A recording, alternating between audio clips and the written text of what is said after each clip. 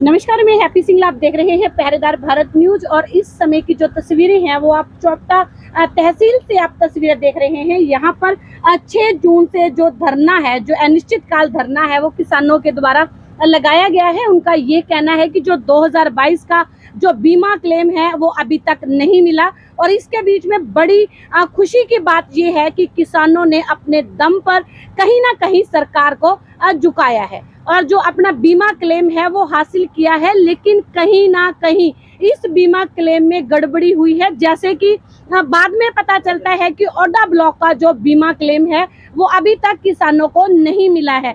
तो आज इससे पहले की अगर बात करें तो किसानों ने क्लेम के लिए नारायणखेड़ा में प्रदर्शन किया था और 16 दिन तक जो 4 किसान थे वो पानी की टंकी पर चढ़े थे और जब तक पक्का ऐलान नहीं था कि मुआवजा जो है वो कितने दिनों में आएगा, जैसे कि प्रशासन द्वारा बार बार टाइम दिया जा रहा था, बार बार मीटिंग का समय रखा जा रहा था, तो जब पूरा क्लियर होता है कि 1 महीने के बाद जो क्लेम है वो आएगा, तभी किसानों ने ये बड़ा फैसला लिया था कि जब तक 750 करोड़ किसानों के खातों में नहीं आ जाता तब तक जो अनिश्चितकाल धरना है वो चलेगा। तो आज भी जो बड़ा फैसला है वो कमेटी द्वारा लिया गया है। तो हमारे साथ भरत जाजड़ा जी मौजूद हैं। सबसे पहले तो उनसे बातचीत करते हैं कि आज किसानों की मीटिंग कर क्या बड़ा फैसला लिया गया है। हाँ जी, नमस्कार जी। नमस्कार जी, आपके चैनल का हम धन्यवाद करते हैं कि आपने इस हमारी किसान की लड़ाई के अंदर लगातार जो हमारी आवाज़ को ऊपर तक पहुंचाने का काम किया। जय किसान। हाँ जी भरत जी, आज पंचायत रखी गई थी, एक मीटिंग थी आपस में किसानों की, जैसे प्रशासन के साथ वार्तालाप है, आज क्या अहम फैसला लिया गया?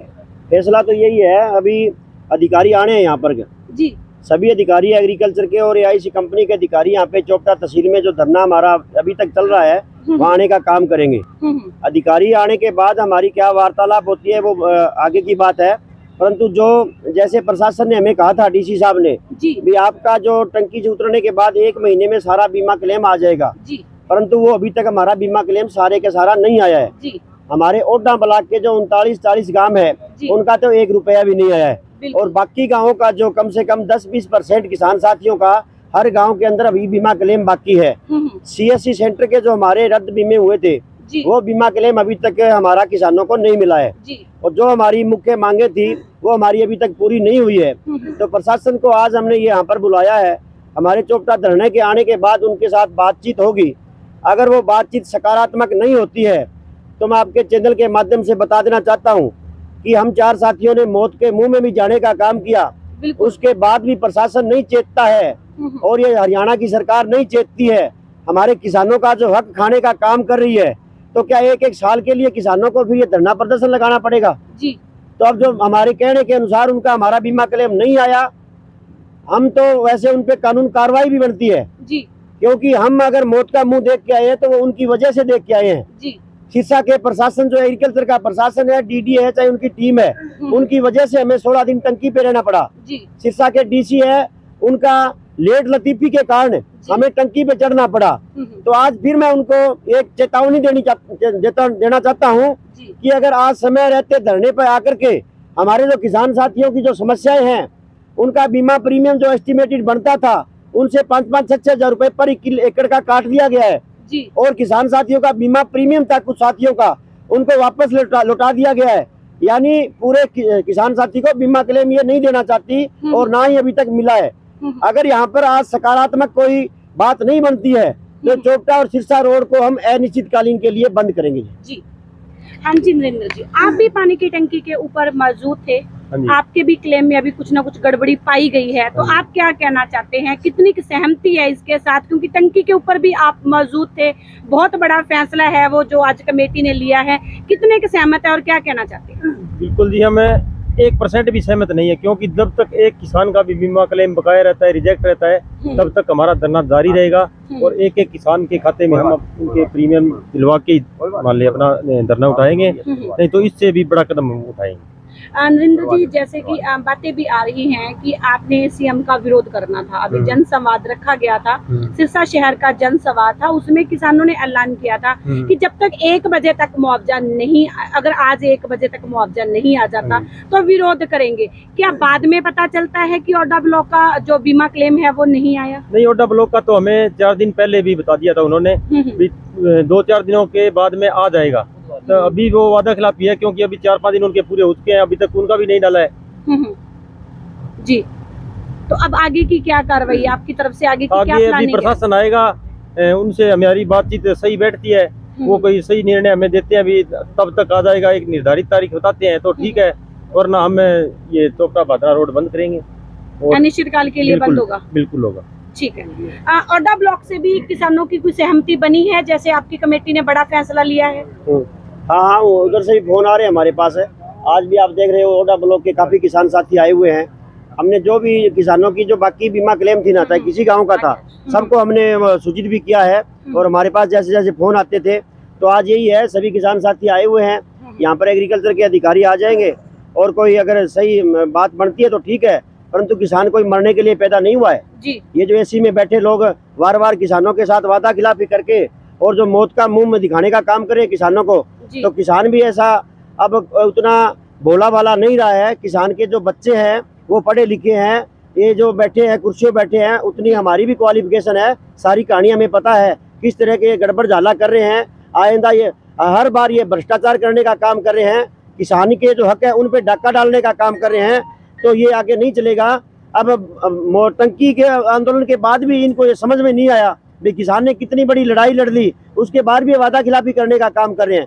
तो अभी ये मैंने बता दिया, भी अगर बात सकारात्मक होती तो फिर ठीक है, नहीं जी चोपटा रोड को जाम करेंगे और अनिश्चितकालीन के लिए करेंगे और सारे के सारे जो किसानों के मसले हैं वो यही ठीक करवाने और पूरा करवाने का काम करेंगे। ठीक है। कासमिया जी, अब तो बात कर रहे थे 2022 के मुआवजे को लेकर बात कर रहे थे, जो बीमा क्लेम है वो किसानों को नहीं मिला है, लेकिन उसके बीच में अब एक बात और आ रही है कि अब जो कॉटन की फसल है वो बिल्कुल खराब हो चुकी है। गुलाबी सुंडी का जो कहर है वो जारी है, बीज के अंदर ही सुंडी आ रही है, क्या कहना चाहते हैं? सबसे पहले तो मैडम आपके सभी श्रोताओं को जय किसान। तो अभी तो ये क्लेम वाली तो लड़ाई चल रही है, अभी मौके पे भी जो हमारी धान की नरमा की फसल है जी, वो लगभग 70-80% के करीब नष्ट हो चुकी है जी। तो उसके बारे में अब किसानों से एग्रीकल्चर डिपार्टमेंट के अधिकारी है उनको ज्ञापन देके बुलाया हुआ है, 2 बजे का टाइम है, उस पर भी हम उनके साथ चर्चा करेंगे, क्योंकि जो ये कॉटन का बीज है ये बिल्कुल नकली है। क्योंकि जिस टाइम ये बीजी सेकंड बीज आया था तो उसके अंदर ये गुलाबी सुंडी के प्रति उन्होंने कवर बताया था, तो इसके अंदर गुलाबी सुंडी नहीं आएगी।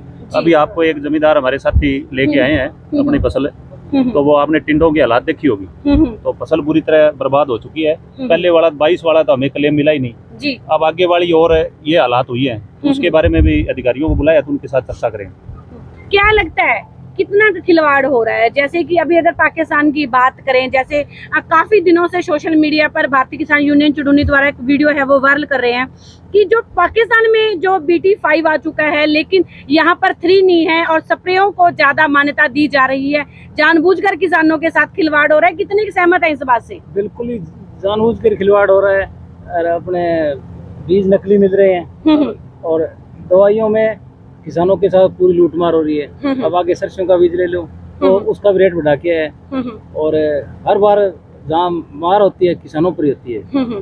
और पाकिस्तान में तो BT5 आ गया है जी, यहाँ तो 2 के वार कर घूम रहे हैं और उसमें बीमारी पहले डाल के किसानों को बीज देने का काम कर रहे हैं। लेकिन अब ये बर्दाश्त नहीं है, किसान जागरूक होना शुरू हो गए। आपने टंकी धरना देखा जी, लगभग यहाँ 10,000 15,000 हाजिरी रोज होती है नारायण किला के अंदर और हमारे पास 50,000 किसान साथियों के फोन नंबर हैं और हमने अलग अलग ग्रुप बना रखे हैं और किसानों के हक की लड़ाई लड़ेंगे और लास्ट समय तक हक की लड़ाई लड़ते रहेंगे, उनको पूरा इंसाफ दिलवा कर घर बैठेंगे। जी जी। एक बार मैडम ये दिखाने का देखियो प्रधान जी, नरमो देखो मैं थारा साका लड़ाई का और बोलो मारी समस्या को हल करो, यही समस्या है। तो मना खा गया बीजाड़ा खा गया माने ये बीमा क्लेम की लड़ाई थी, इसके बाद ये भारतीय किसान यूनियन इसी मुद्दे पे जो बीज नकली बीज आ रहे हैं और जो नकली पेस्टिसाइड आ रहे हैं, नकली फर्टिलाइजर आ रहे हैं,